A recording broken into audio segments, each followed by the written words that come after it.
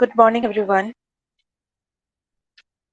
So, today we are going to read about the chapter 7 from the book called Life of Swami Vivekananda by his Eastern and Western disciples.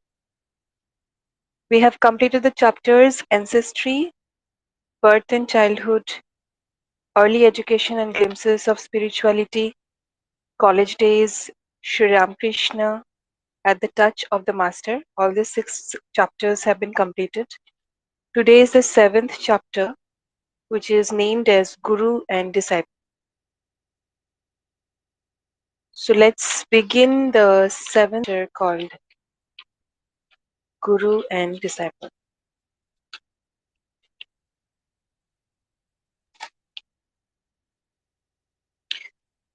During his training with Sri Ramakrishna, the story of Noren's life is to be terms of ideas and realizations. Wonderful was the relationship between Guru and disciple, a full account of which can never be given. So close, so deep was their love and regard for each other that their followers always think of them as one soul, Ramakrishna Vivekananda.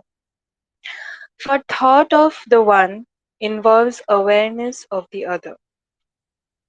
Theirs was a spiritual relationship without a touch of worldliness. From the moment Noren came to the master and asked, "Sir, have you seen God?" began the spiritual growth of the disciple, ending in his illumination. The climax was reached when the spirit of the master, before he left the body, descended upon the disciple. This relationship served a great impersonal purpose, the revival of the religion of the Vedas and the preaching of a new gospel suited to the needs of the modern world. Great teachers who have themselves realized the highest truth, when they come in contact with a fit disciple, are eager to impart that truth. Sri Ramakrishna recognized Noren's spiritual potentialities. Nevertheless, Noren needed time to ripen, as we see from his terror of losing his individuality when the master tried to put him into Nirvikalpa Samadhi. Referring humorously to this incident later on, one occasion, Ramakrishna said to Noren, "A man died and became an evil spirit. Anxious to have a companion, whenever the spirit heard that someone had passed away, it would at once go to that place hoping to get a companion. But every time it returned disappointed, because the soul had been liberated through some act or other of pity. Such is the case with me. As soon as I saw you, I thought I had a friend. But you too said that you had your father and mother at home. I am therefore living alone, without a companion, like the spirit in the story." Sri Ramakrishna's love for Noren was so deep that if Noren failed to come to Dakshineshwar for some days, he would become disconsolate. He would weep and pray to the Divine Mother, begging her to make him come, and refusing to be comforted in the meantime. The other devotees did not understand, nor did Noren. Sometimes he regarded Sri Ramakrishna as an old man subject to hallucinations. At other times he was overcome by the master's affection and lovingly responded to it. It was really the master's love which enabled Noren to hold on until he could appreciate him intellectually.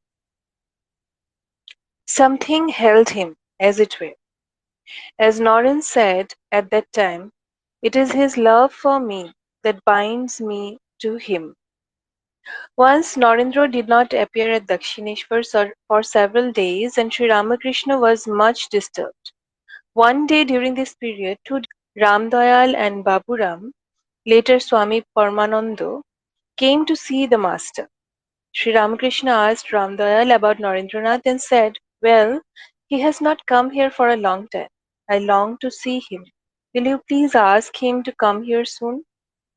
You won't forget it, right?" The visitors remained there for the night.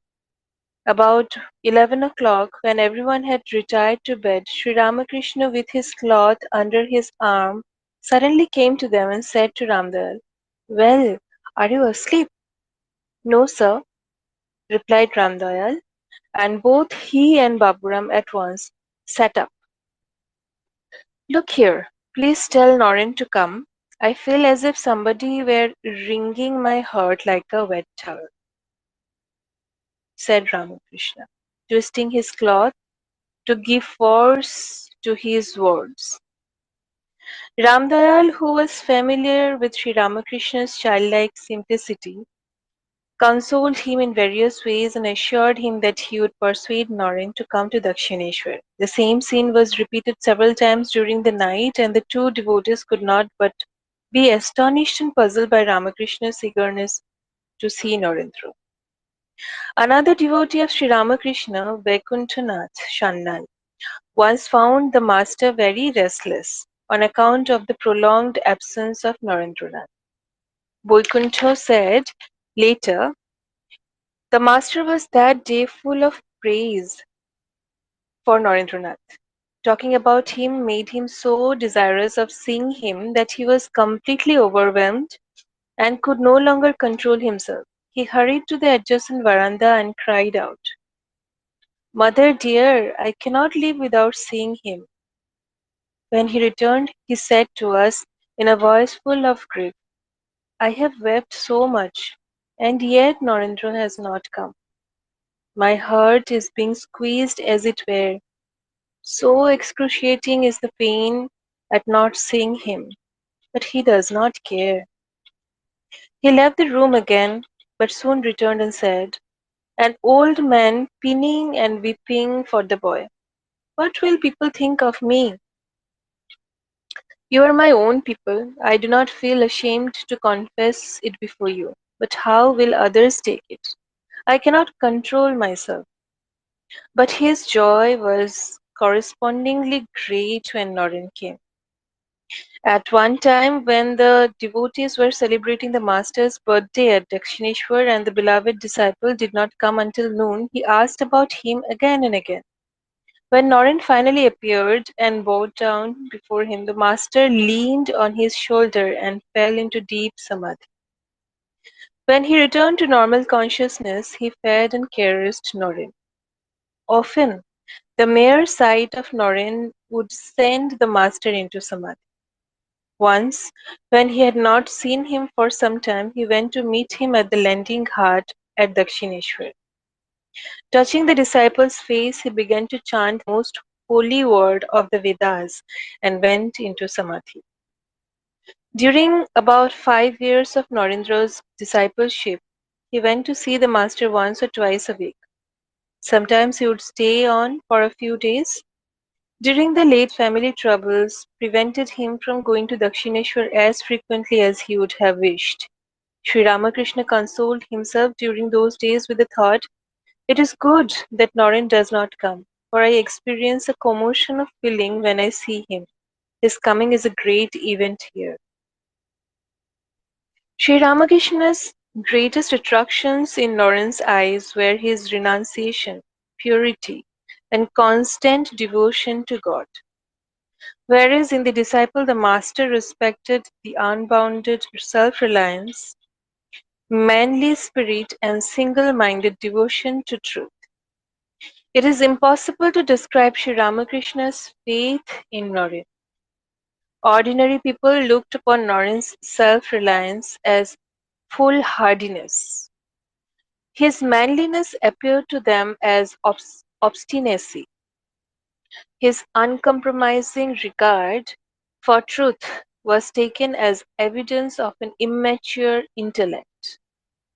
People could not understand his supreme disregard for praise and contumely, his childlike frankness, and above all, his spirit of freedom and fearlessness in thought, speech, and action. But Sri Ramakrishna from the very outset knew the apparent vanity and obstinacy of Narendranath to be manifestations of self-reliance and consciousness of uncommon mental powers. his freedom in thought and action to be the outcome of self control, and his indifference to praise or blame to be due to purity of heart. He foresaw that when the latent genius of Narendranath matured, the apparent pride and stubbornness would be transformed into love for the afflicted. His self-reliance would inspire the despondent with courage, and his love of freedom would show mankind the way to liberation. He used to call Naren, Rakhal, Baburam, Yogen, Niranjan, and Purna Ishvara Kotis, persons who assume bodies to aid God in his mission on earth. What training they go through, he used to say. They do not need for themselves, it is for the good of the world. Indeed, the master thought so highly of Norin that if anybody spoke disparagingly of him, remonstrate with the reveler, saying, "What are you doing? You are committing Shivaninda," meaning that to speak slightingly of Noren amounted to blasphemy against Shiva. He would also say, "Let no one judge Noren.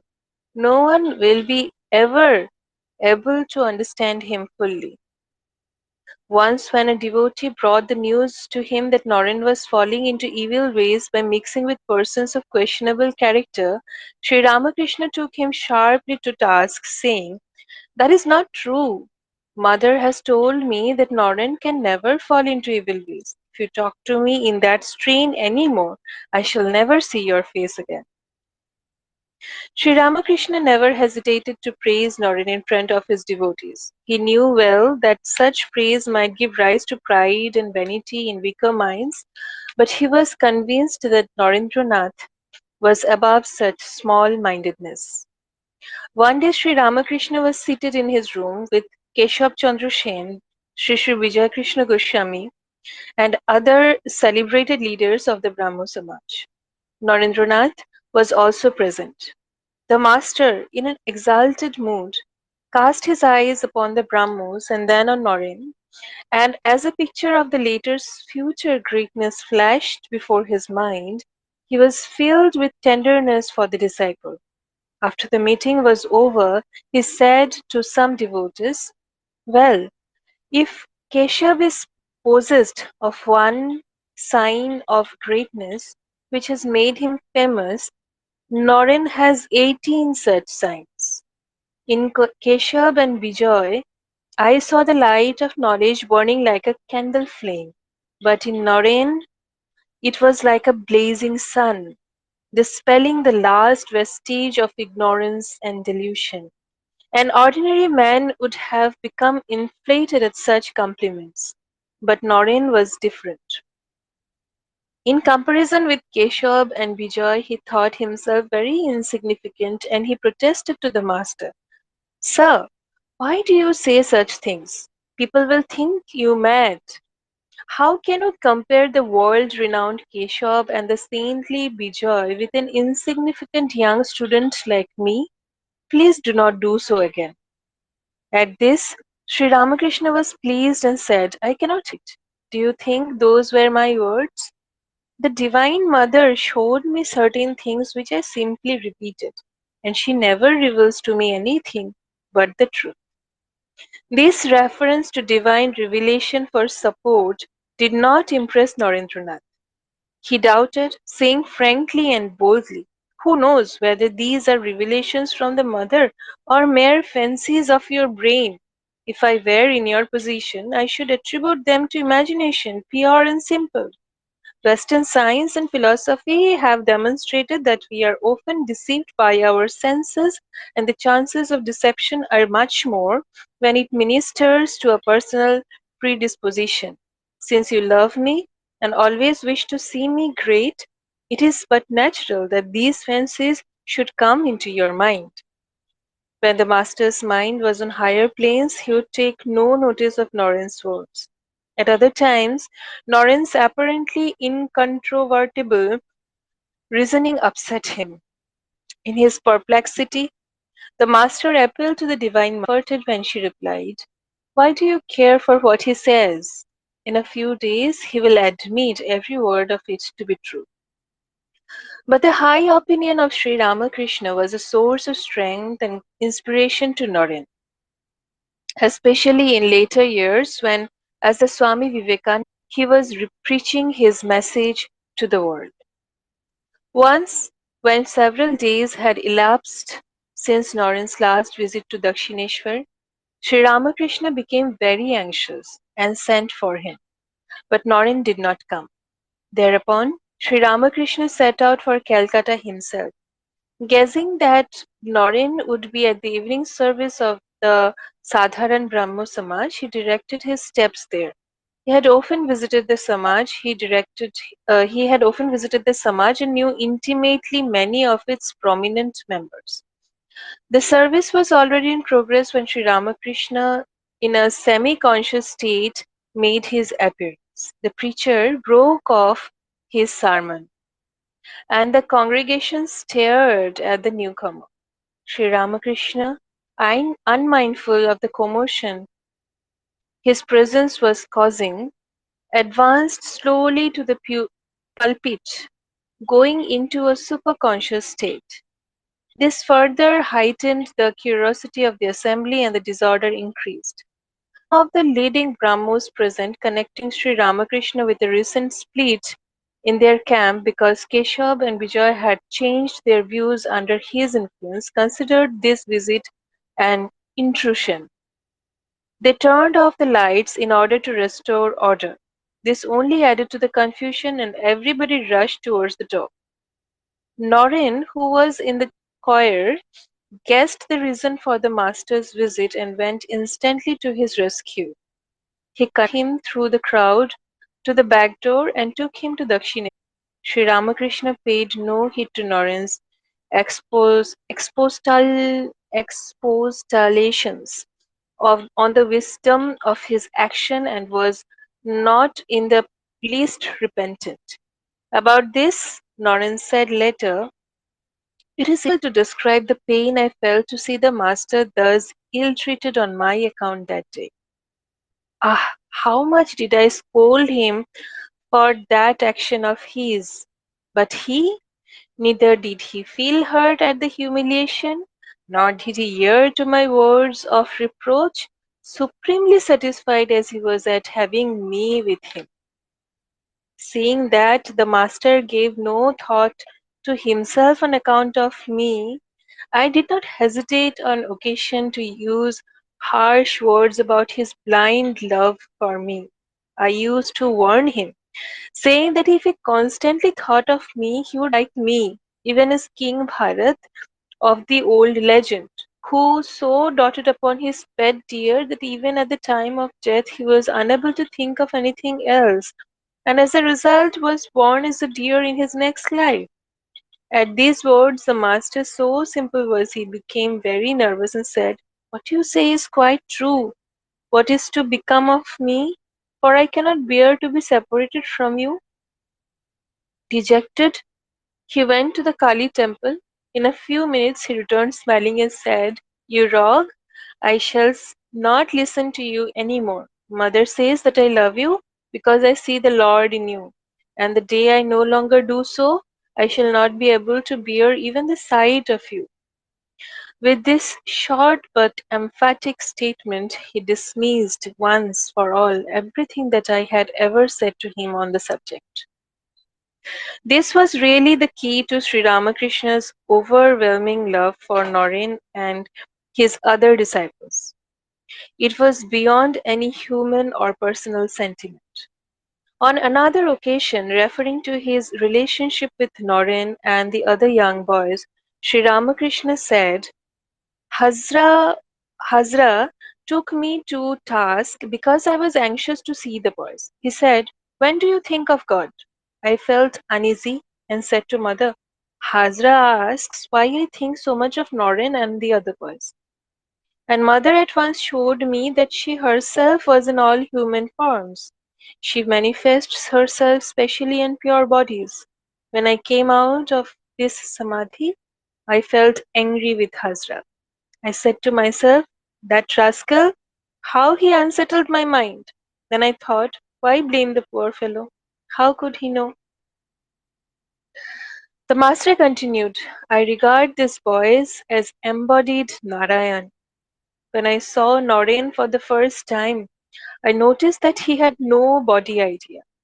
As soon as I touched him in the region of the heart, he lost outward consciousness. Gradually, intense longing came over me to see him again and again, and it filled my heart with pain. Then I asked Bholanath, an officer of the Kali temple, how is it that I feel this, and that for a boy, a kayastha by caste? And Bholanath said, Sir, that is all right. It is explained in the Mahabharata that when the mind of a man of Samadhi comes down to the normal plane, it finds recreation only in the company of men of Sattva quality, men of the highest spirituality. This comforted me. Sri Ramakrishna himself explained on various occasions why Naren was so dear to him. Here is one recorded by Swami Sharodananda. Speaking with Ratan, the chief officer of the garden house of Jodunath Mollik, and pointing to us, the master said, these boys are good, but I have not seen another boy like Narendra. He is as proficient in music, vocal and instrumental, as in the acquisition of knowledge, as gifted in conversation as in religious matters. He loses normal consciousness in meditation for whole nights. My Narendra is a coin with no alloy whatever. It rings true. I see other boys somehow pass 2 or 3 examinations after straining to their utmost. There it ends. They are a spent force. But Narendranath is not like that. He does everything with ease. To pass an examination is a trifle for him. He goes to the Brahmo Samaj also and sings devotional songs there, but he is other Brahmos. He is a true knower of Brahman. He sees light when he sits for meditation. Is it for nothing that I love Narendra so much? On another occasion, while giving an eloquent description of Naren's qualities in comparison with those of others, he said, Narendra belongs to a very high plane, the realm of the absolute. Manly nature. So manly, so many devotees come here, but there is not one like him. Every now and then I take stock of devotees. I find that some are like lotuses with 10 petals, some like those with 16 petals, some like those with 100 petals, but among lotuses, Narendra is 1,000 petaled one. Other devotees may be like pots or pitchers, but Narendra is a large water. Others may be like pools or tanks, but Narendra is a huge reservoir like the Haldar Pukur. Among fish, Narendra is a huge red-eyed carp. Others are like minnows or smells or sardines. Tarok of Belghoria may be called a bass. Narendra is a very big receptacle, one that can hold many things. He is like a bamboo with a big hollow space inside. Narendra is not under the control of anything. He is not under the control of attachment or sense pleasures. He is like a male pigeon. If you hold a male pigeon by its beak, it breaks away from you. But the female pigeon keeps still. Narendra has the nature of a man, so he sits on the right side in a carriage. Bhabanath has a woman's nature, so I sit on the other side. I feel great strength when Narendra is with me at a gathering. Once Naren was seated at his study with a few of his friends. He had not visited Dakshineshwar for some time. During the conversation, a voice was heard calling, Naren, Naren, all start fit. Naren hastened downstairs to receive Sri Ramakrishna, for it was he who had come. His eyes were filled with tears. Naren, why do you not come to see me these days? He asked. He was as simple as a child. He had brought some sweetmeats with which he fed Norin with his own hands. Ah, wonderful is the way of the Lord in pointing out the path of illumination to the struggling seeker. The Lord Himself comes to him who looks for Him, the teacher to the disciple when the latter is prepared. Come, Sri Ramakrishna urged, sing me one of your songs. Norin took the tanpura and began a song to the Divine Mother. The others sat still. Soon Sri Ramakrishna became unconscious of all outward things.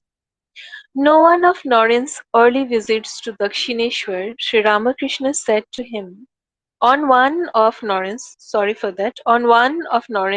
early visits to Dakshineshwar, Sri Ramakrishna said to Norin, look, in you is Shiva, in me is Shakti, and these two are one. Norin, of course, was not able to understand the meaning of such utterances then. In this connection, it is noteworthy that Norin was rarely allowed to do any personal service for the master, such as fanning and the like services which it is customary for the disciple to render the Guru. Was it that Sri Ramakrishna that to have accepted service from him would have been to accept it from one too exalted? Seva, which means service, is for the purification of heart. What need has he for seva whose heart is already pure? Let it not be thought, however, that Norin did not feel this as a depression. He would insist on offering service in some way or other, for love would insist on offering service in some way or other. For love would insist on offering service in some way or other. For love of the master and because of his own sense of humility, but the master would seldom allow it, saying, your path is different. Sri Ramakrishna's relationship with Narendra differed a great deal from that with the other disciples. He expected them to observe restrictions as regards food, meditation, prayer, sleep, and other affairs of daily life. There were no such restrictions for Naren. He would say Naren is a Nitya Siddha, perfect in realization even from his very birth. Naren is a Dhyan Siddha, an adept in meditation. The roaring fire of knowledge, always ablaze in Naren, burns to ashes whatever impure food he may take. Impurity of food can never tarnish his pure mind. He is always cutting to pieces the veils of Maya with the sword of knowledge. The inscrutable Maya can never bring him under her control. When any admirer came to Dakshineshwar with offerings of fruits and sweetmeats for the master, they would be set aside, not to be eaten by himself or given to the disciples unless he were sure that the donor was pure in character and unselfish in motive. But he allowed Norin to take them. Nothing could affect him, he said. And sometimes when Norin did not make his appearance, the master would even send the delicacies to Norin's home. Sometimes, after eating at a hotel, Norin would say to the master, Sir, I have eaten today what is considered forbidden food. Sri Ramakrishna, realizing that Norin was not just speaking in a spirit of bravado, would say, that will not affect you in the least. If you one if one can keep one's mind steadily on God after eating beef or pork, these things are as good as havishanya, rice specially prepared and taken with clarified butter only. But vegetables eaten by a man engrossed in worldliness are no better than beef or pork. That you have taken forbidden food does not make any difference to me, but if any of these, pointing to the other devotees, had done so, I could not bear to have them even touch me. Narendra wondered at this discrimination exercised food and the receiving of presents from certain persons. He thought it was perhaps superstitious eccentricity or puritanical squeamishness. But Sri Ramakrishna insisted that when he refused to accept offerings, it was because the giver was of questionable character. This interested Noren. Was it true? He determined to find out for himself. He observed and studied the characters of those whose offerings the master had rejected. He found that in every case Sri Ramakrishna had been right. Amazed, he said to himself, "What a wonderful man! His purity is past understanding. How he can read the minds of others." Sri Ramakrishna was delighted when Norin engaged in arguments with the other devotees. Norin would storm their minds, startling them with the profundity of his knowledge as he cited Eastern and Western philosophers. It was not mere learning that Norin revealed, it was the spirit of learning itself that seemed to be incarnate in him. The master's delight knew no bounds. When he found others much older than Norin, unable to withstand Norin's reasoning power. As a member of the Brahmo Samaj, Norin was committed to belief in a formless God with attributes. He had thus turned his back on the gods of Hinduism. In his enthusiasm, he had persuaded Rakhal, another of Sri Ramakrishna's great disciples, to embrace the Brahmo creed. But Rakhal was really a devotee whose latent devotional fervor was roused when he came in contact with Sri Ramakrishna. When he went with the master to the Kali temple, he bowed down before the images. This was against the Brahmo creed. One day Norin saw him doing so and took him to task. Rakhal possessed a gentle nature, and rather than argue, he avoided Norin. Sri Ramakrishna intervened, saying to Norin, "Please do not intimidate Rakhal. He is afraid of you. He believes now in God with forms. How are you going to change him? Everyone cannot realize the formless aspect of God at the very beginning." That was enough for Narendra, and he never interfered with Rakhal's attitude again. Sometimes Naren revealed a tendency to fanaticism. Sri Ramakrishna would admonish, "My boy, try to see the truth from all angles and in every perspective." This tendency to bigotry disappeared when Norin realized the oneness of all spiritual endeavor and religious belief. But he continued to argue against image worship with Sri Ramakrishna. One day the master, tired of trying to convince him that the images were the presentment of spiritual ideals, said, "Why do you come here if you won't acknowledge my mother?" Norin, undismayed, replied, "Must I accept her simply because I come here?" "All right," said the master. "Before long you will not only acknowledge my beloved mother, but weep in her name." Then to the other devotees he said, "This boy has no faith in the forms of God and tells me that my supersensuous experiences are hallucinations. But he is a fine boy of pure tendencies. He does not believe anything unless he gets direct proof. He has studied much and is possessed of great judgment and discrimination."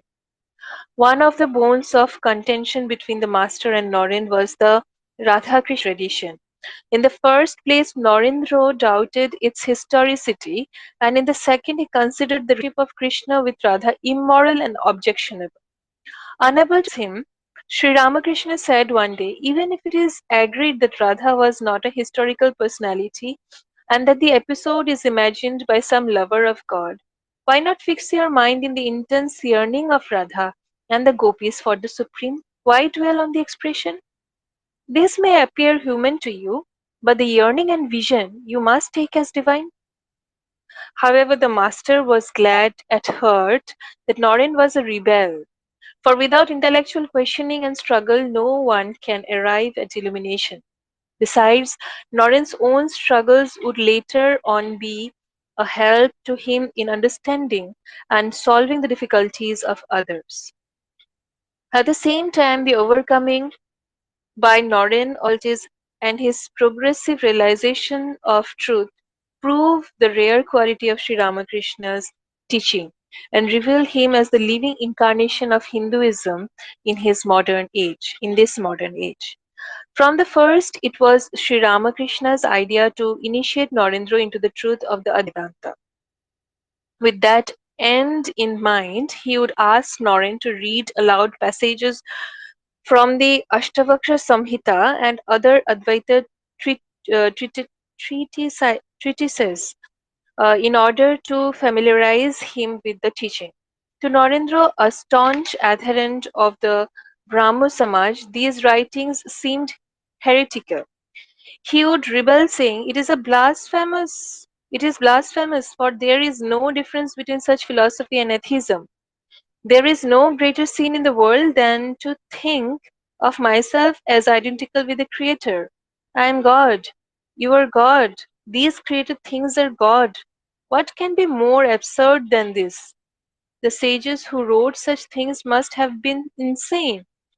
Sri Ramakrishna would be amused at this bluntness and would only remark, You may not accept the views of these seers, but how can you abuse them or limit God's infinitude?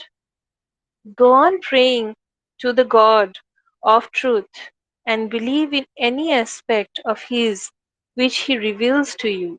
But Naren did not surrender easily. Whatever did not tally with reason, he considered to be false, and it was his nature to stand against falsehood. Therefore, he missed no opportunity to ridicule the Advaita philosophy. The master knew that Narendra's was the path of Gyan, that is knowledge. For this reason, he made it a point to continue to the identity of the individual soul with Brahman, but without success. Narendra left the room and going to Pratap Chandra Hajra said, How can this be? This jug is God, this cup is God, and we too are God. Nothing can be more preposterous. On hearing Noren's lie, Sri Ramakrishna, who was in his room in a state of semi consciousness, came out nude, cloth under his arm like a child. Hullo, what are you talking about? He said, smiling. He touched Narendra and plunged into samadhi. The effect of the touch Naren described as follows. The magic touch of the master that day immediately brought a wonderful change over my mind. I was astounded to find that really there was nothing in the universe but God. I saw it quite clearly, but kept silent to see whether the impression would last. But it did not abate in the course of the day. I returned home, but there too everything I saw appeared to be Brahman. I sat down to take my meal, but found that everything, the food, the plate, the person who served, and even myself was nothing but that. I ate a morsel or two and sat still. I was startled by my mother's words. Why do you sit still? Finish your meal, and then began to eat again. But all the while, whether eating or lying down or going to college, I had the same experience and felt myself always in a sort of trance. While walking in the streets, I noticed cabs plying, but I did not feel inclined to move out of the way. I felt that the cabs and myself were of one stuff. There was no sensation in my limbs, which seemed to be becoming paralyzed. I did not relish eating, and felt as if somebody else were eating. Sometimes I lay down during a meal.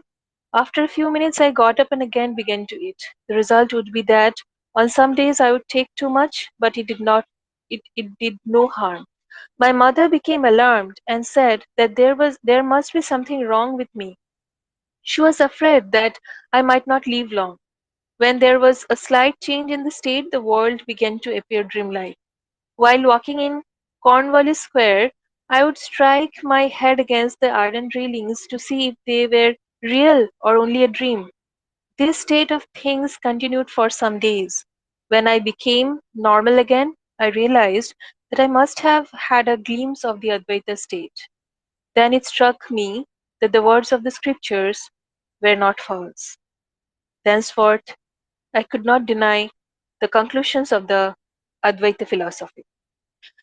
Such was Sri Ramakrishna's teaching And such the training of Norin. Little by little, the disciple was led from doubt to certitude, from darkness to light, from anguish of mind to the peace of vision, from the seething vortex of the world to the grand expanse of universal oneness. He was taken little by little and by the power of Sri Ramakrishna from bondage to spiritual freedom, from the pale of a little learning into that omniscience which is the consciousness of Brahman. He was lifted out of objective conceptions of the Godhead to awareness of the beyond subject object nature of true being, above form, above sense, above thought, above all relative good and evil, to the sameness and absoluteness of Brahman. Now Norin's regard for the Master was increasing a thousandfold. He was beginning to accept him as the highest ideal of spirituality. The scene of the young hero's highest realization was to be the Kashipur garden, and the time the immediate future. Again and again, the master told his disciples to test him and his realizations. Test me, as the money changers test their coins, their coins. You must not accept me until you have tested me thoroughly. One day, whilst the master was absent in Calcutta, Norin came to Dakshineshwar and found Sri Ramakrishna's room empty. The desire arose to test Sri Ramakrishna's renunciation of gold. So he hid a rupee under the master's bed and then went to meditate under the Panchavati. Soon Sri Ramakrishna returned and as usual sat on the bed, but no sooner did he touch it than he started up in great pain. Norin, who had returned by then, stood watching silently. An attendant at once examined the bed. As he pulled off the cover, the coin fell into the ground. Norin left the room without a word. Sri Ramakrishna realized that he had been tested by Norin and rejoiced. But the disciples were tested in their turn by Sri Ramakrishna. Even Norin had to go through many tests before the master accepted him. One day, after examining his body thoroughly, the latter remarked, "Your physical signs are good. The only fault I find is that you breathe rapidly while asleep. Such a man, the yogis say, is short lived." On another occasion, the master said, "Your eyes show that you are not a dry Gyani, man of knowledge. Tender devotion and deep knowledge are blended. In you, tender devotion and deep knowledge are blended." As a result of this investigation, Sri Ramakrishna concluded that Norin possessed to a rare degree spirituality, boldness, restraint, and the spirit of self sacrifice, that never in the midst of the most adverse circumstances would his actions be ordinary. At one time, Sri Ramakrishna tested Norin severely for an extended period. We have already been seen how his very presence at Dakshineshwar filled the master with intense joy. Even to see Norin at a distance would move him deeply. Sometimes he would go into samadhi at sight of him. A day came, however, when all this was changed. Ramakrishna began to treat Norin with utter indifference. Narendra came, saluted the master, and sat down before him. He waited for a while, but the master did not speak.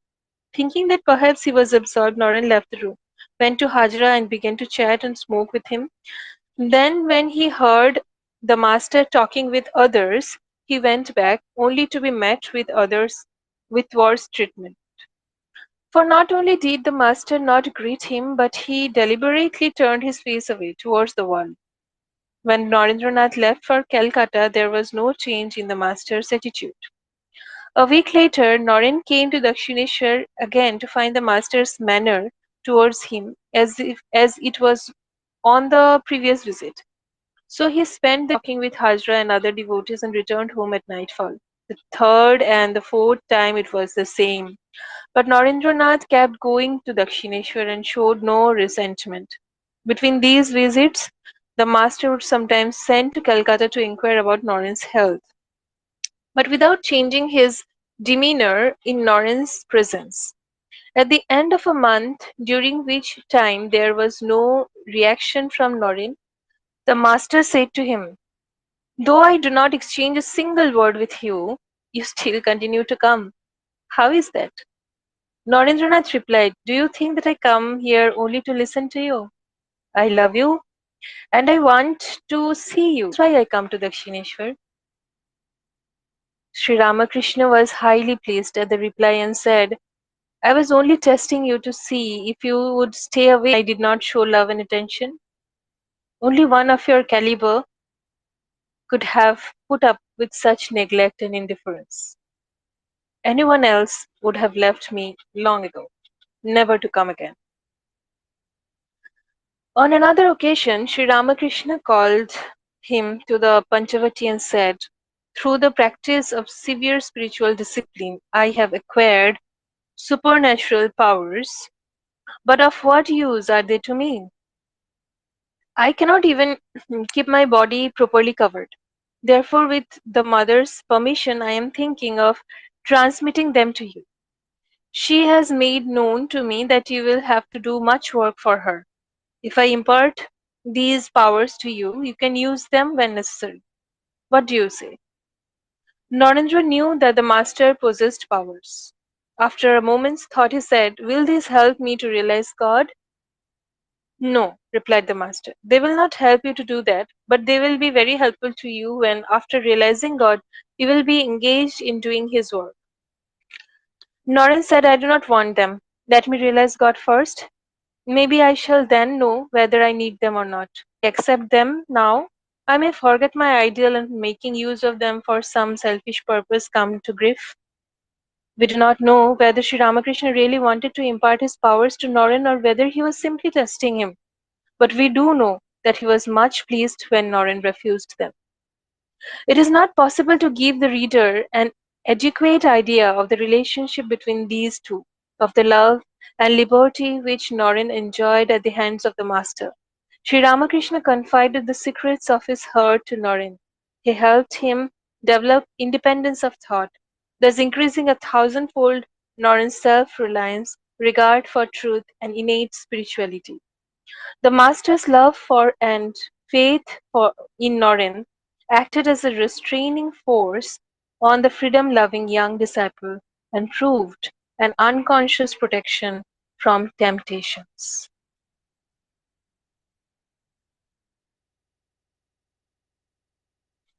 This brings us to the end of chapter 7. We have read 100 pages of this book till now, and what an account, right? About Guru and disciple. We hardly can imagine this. What a pious life.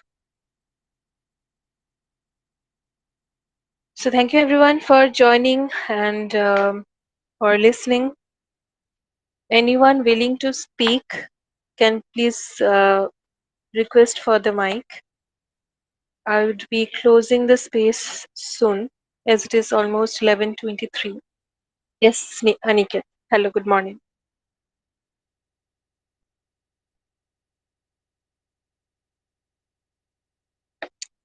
Aniket, I think you got dropped back to listener spot.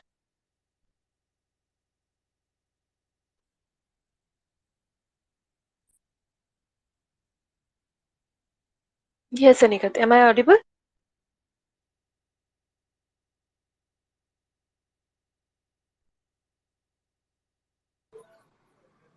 Hello.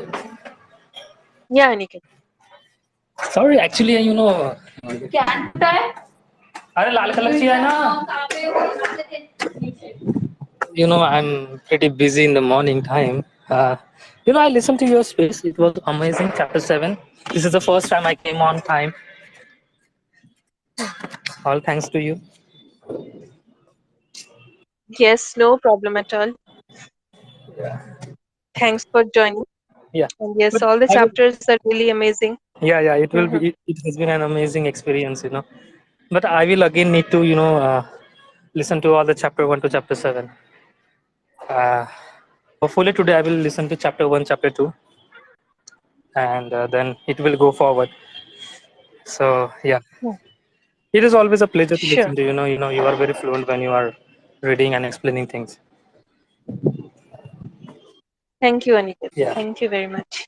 Love you. Bye. Thank you. All right, and if we do not have any more questions or anything to share, then I think we can close. I can see um, Link Warrior. I do not know exactly the account name, but if you want to say something, you can please request for the mic, or we may close this. As we keep on growing inside the chapters, it will keep on getting deeper and deeper.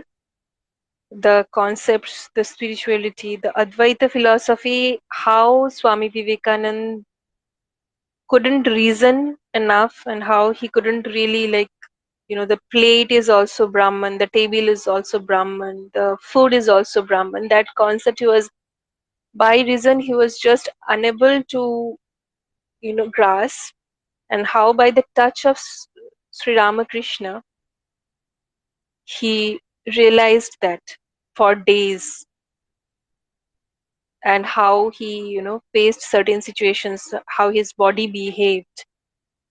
He wrote, he told that account also. So these are going to be difficult, more difficult concepts to grasp. So when we are reading or even listening, uh, it requires probably quite amount of devotional surrender to really get the ideas behind. So it is going to be more intensified in future chapters, I think. So all the best to all the listeners, and all the best to myself also as a reader.